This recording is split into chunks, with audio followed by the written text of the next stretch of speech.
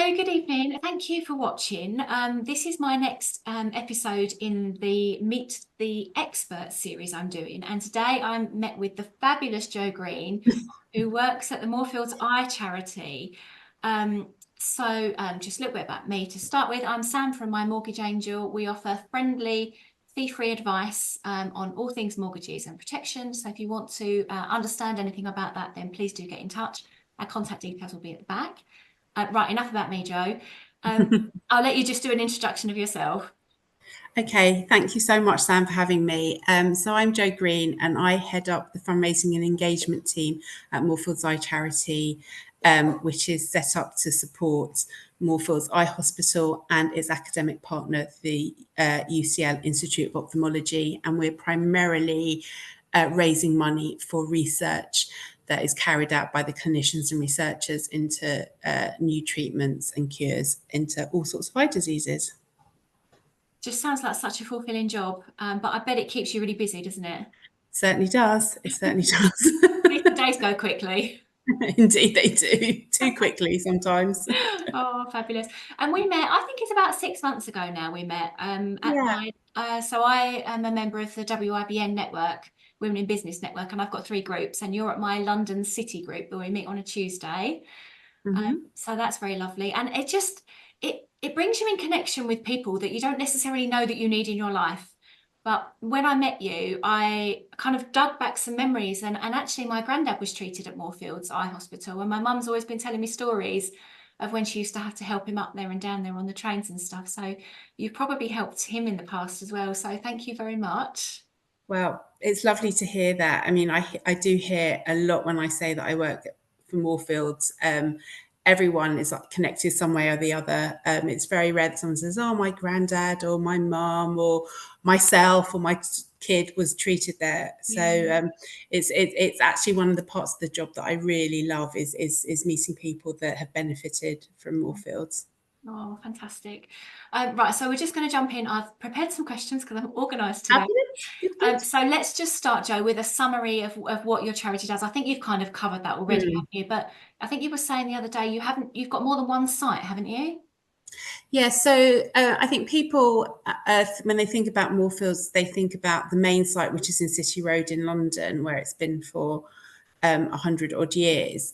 But actually, there are 30, we call them networks, 30 network sites around London and the South East. So the furthest north is in Bedford. And some of these sites are hosted in other hospitals. So our Bedford site is hosted at Bedford Hospital.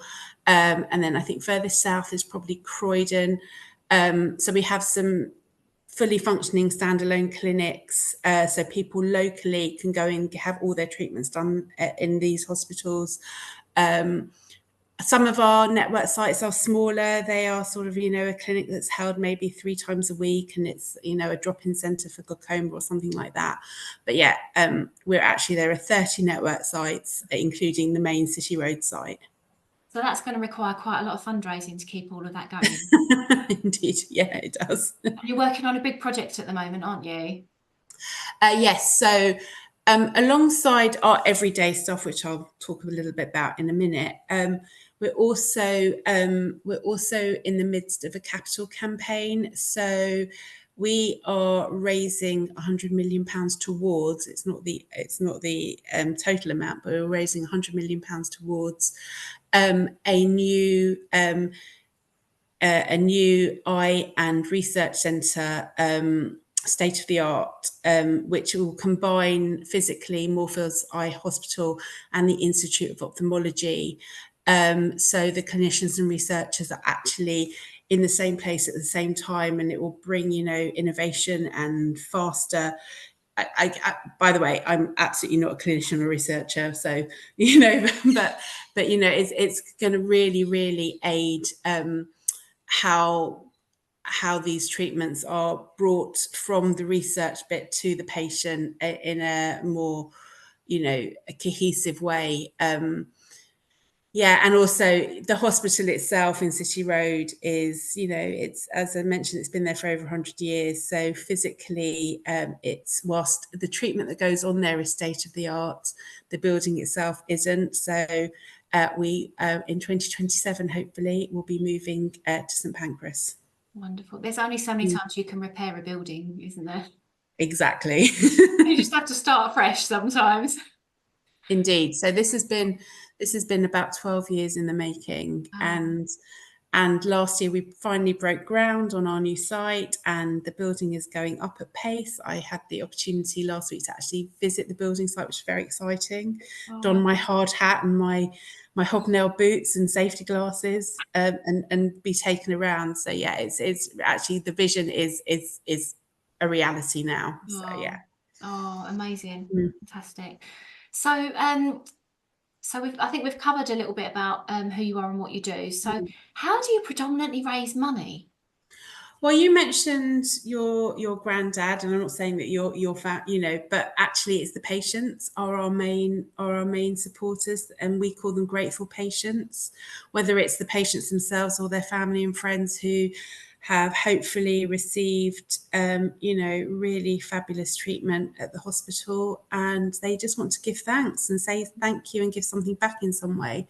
So they're our main source of supporters, and that's across a myriad of ways. You know, I mentioned I head up the fundraising engagement team, which is our mass fundraising team. So that includes people doing events and community fundraising, our individual giving, so those people that set up a direct debit or respond to a seasonal appeal, and things like that. And then we've got our philanthropic team. So the name for the philanthropy may suggest, you know, they are working with individuals and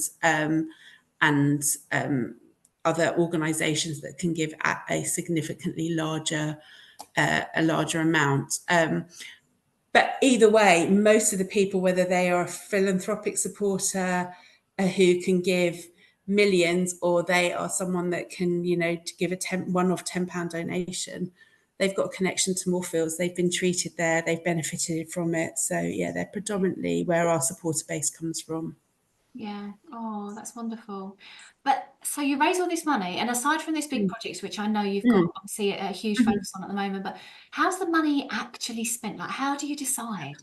So we are actually, we're a fundraising organisation. We're also a grant making organisation. So I sit in the fundraising team. So we are raising the money, and then our grants team are spending the money, and it's done in a variety of ways. There's obviously, the hospital can come to us with a certain need, and I want to make it clear that what we're doing is not propping up the NHS in any way. The hospital, the medical clinical care that the hospital provides, you know, it's an NHS hospital. We're not responsible for raising money for that. I just want to reassure people on that.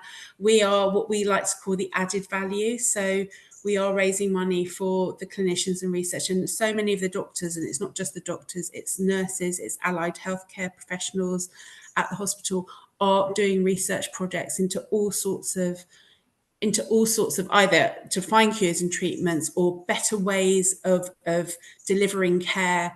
You know, so it's brilliant, and we have a number of grants that any of the staff at Moorfields Eye Hospital or the Institute of Ophthalmology can apply for at any level of their career. So we have an early researcher career grant. Those are just starting off and are looking to do their PhDs and have got an idea, and they want some seed money to do it. And it's something called a springboard award. Let's try and say that. I'm not even where actually, by us giving them a relatively small amount of money, it actually can leverage more money and more grants from organisations that can give significantly more. So we basically enable them to start their projects off. And again, anyone that one of the for instance, we were able to support the hospital employing most amazing ophthalmologist called Saj Ahmed a few years ago. His area of expertise is in corneas and corneal research. He is a doctor, he's a medical doctor as well, but he's really advancing the treatments into, corneal transplants at the moment, and we fund a lot of his work to do that, and it's transformational what he's doing. So that's one of the ways in which we spend the money. But we have a proper grants team, and it goes through all sorts of rigorous protocol when someone applies for a grant or a research team applies for a grant. But yeah, we raise the money and the grants team spend it. Yeah. Oh, you gotta have a balance, haven't you? Yeah, indeed. So is there any particular standout story or case that makes you feel really proud of what you do? So actually, Saj, who I just mentioned, he recently, through his, through the innovations that he's doing into corneal transplant research, he's had a patient for many, many years who lost his sight due to an acid attack many years ago, and he's been able to give back through his work, through the research and innovations he's done. He's been able to give this patient back some of his sight. In fact, so much so that it made it onto the news a couple of years ago, and he was, he's been interviewed on things like the One Show about it. It's so exciting, and so that makes me sort of really proud that that's the kind of thing that we are funding. But also, our fundraisers make me really proud, and actually, as a fundraiser, those are the ones that really get to me. And we have fundraisers of all ages, from really little kids to really, elderly people. We had our own version of Captain Tom. We had a most wonderful man who was inspired by Captain Tom,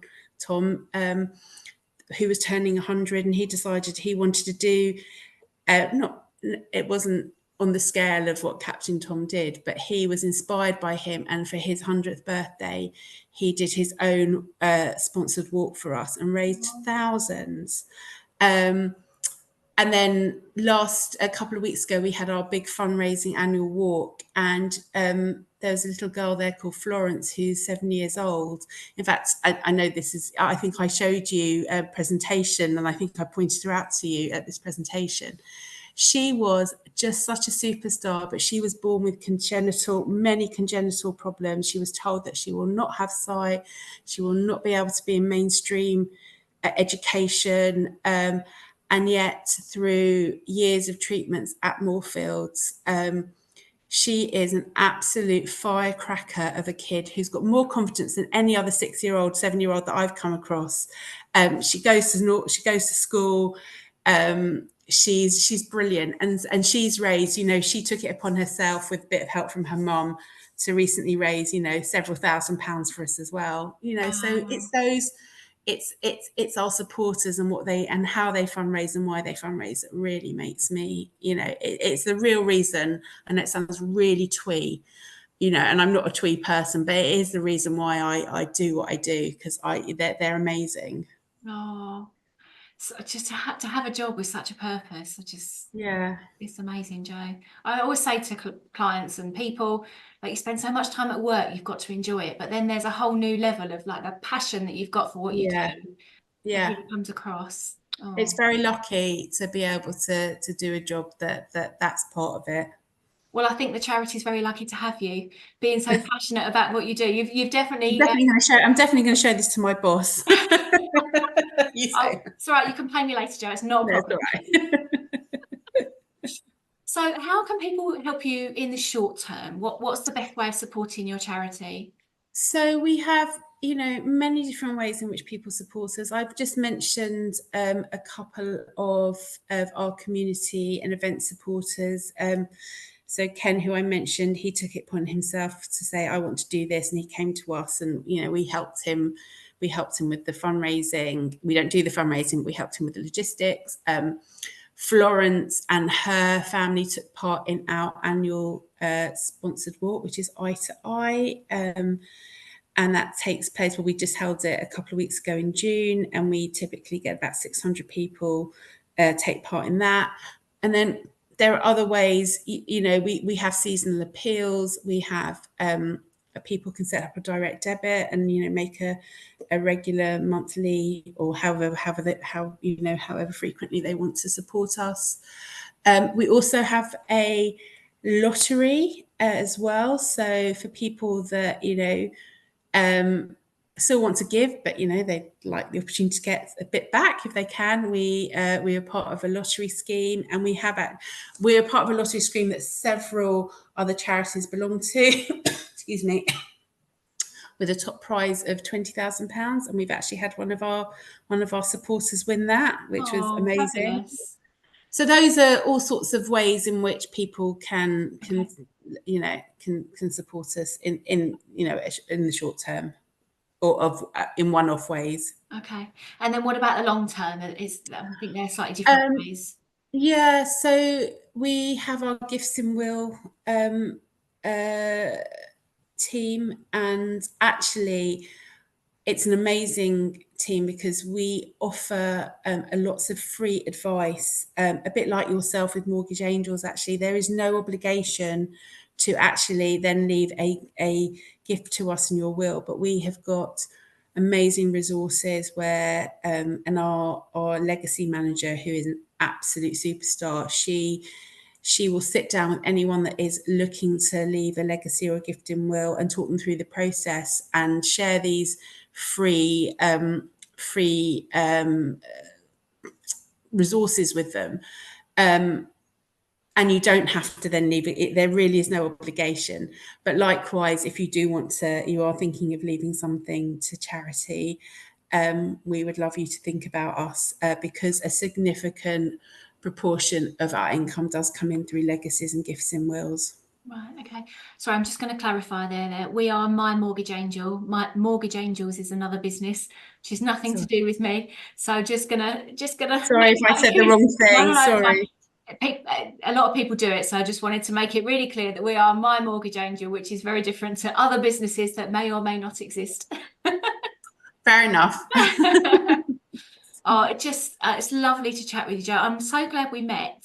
Me too. Me too. I love our group, and it's really amazing to as you say, to meet people that you don't know that you need until you meet them. And it's definitely the group that I belong to, that you belong to, is brilliant and really fantastic for that. Oh, wonderful. Well, thank you for giving up your time on, it's actually not a sunny night. I think this is the first one of these I've recorded and it's not a sunny night, although it does look sunny where you are. No, that's very deceiving. It's grey here. It's grey. It's deceiving. The light. Very grey Wednesday evening, the 24th of July, 2024. But you've given up your time to chat with me. Hopefully we've shared some information that people can find some contact details and might either get involved or maybe share the joy or love for what you do. And yeah, I'm definitely going to get involved with the next thing that you cook up. As long as there's no heights or water involved, Jo, I'm in. No, that's fine. We don't do heights or water ourselves. Some of our supporters, though, that's what they choose to do. I think they're nuts, but we embrace it all. But yeah, that would be amazing. Thank you. A walk or a run or something. Yeah, count me in. Perfect. I'll get my trainers out. Lovely. Thank you. Lovely. My wonderful PA is going to put your contact details at the end of this video, and she's going to put some subtitles on here as well, because not everybody wants to listen to us, and they can just read us instead, and I'm absolutely fine with that. So thank you for giving up your time, and thank you to everybody watching, and watch out for the next episode in the Meet the Expert series. And yes, I'll see you at the next meeting, Jo. Thank you so much. Thanks, Sam. Thank you.